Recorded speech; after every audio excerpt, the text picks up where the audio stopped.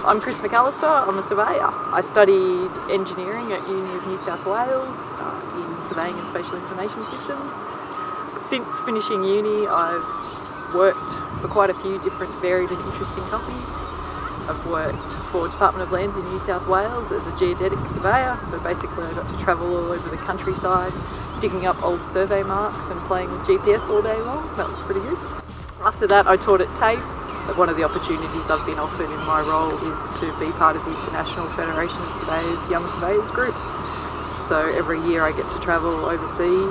We help with setting up social networks, education networks across the world. So if a student from Poland wants to come to Australia to study, then we help them explore the avenues open to them. Another interesting part of my job is being on the Young Professionals Committee. It's based in Brisbane, and it's a committee made up of about 15 or 20 young professionals. Some people I know do with spatial imagery every day, so they get the imagery off the satellites and use that to help farmers. Some people surveying new football stadiums. The main thing I think is that everyone in this profession is in some way helping their community and the country as a whole. I think the best part of my job is the combination of being outdoors and indoors. Probably the most interesting is all of the travel that I've gotten to do. I've travelled through most of Queensland and New South Wales and Northern Victoria, and I've done a lot of overseas travel to conferences to present papers and attend meetings. It would be hard to pick one place overseas that was the most exciting, because in the last few years I've been to Germany and Belgium, to the UK, I've been to Egypt, which was definitely the sickest I've ever been, but one of the most fascinating places I've ever been. I've also been to Sweden and Japan, which were absolutely fantastic because they're just polar opposite cultures to Australia, and it was really interesting to see how surveyors on the other side of the globe do their jobs.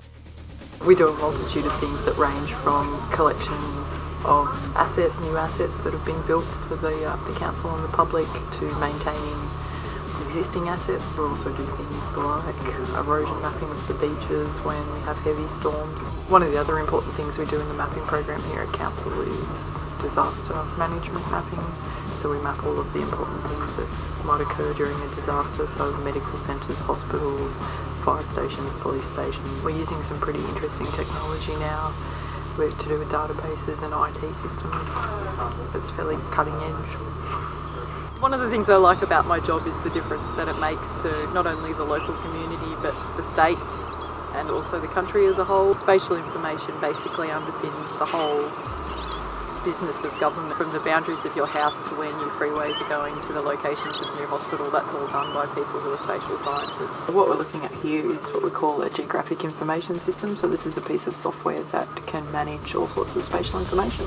What's on the screen at the moment is a database of all of the parcels in Gold Coast City Council. So if you live at the Gold Coast, you may be able to see your house. At the moment it doesn't look like much, but if we put some aerial photos in behind, you can see that it takes on a whole different scene. This is the area where we were working just before. This is SeaWorld over here.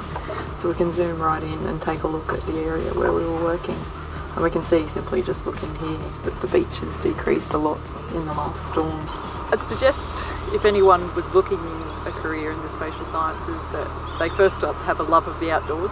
All the information you deal with is about the outdoors and having a good understanding of the world around you.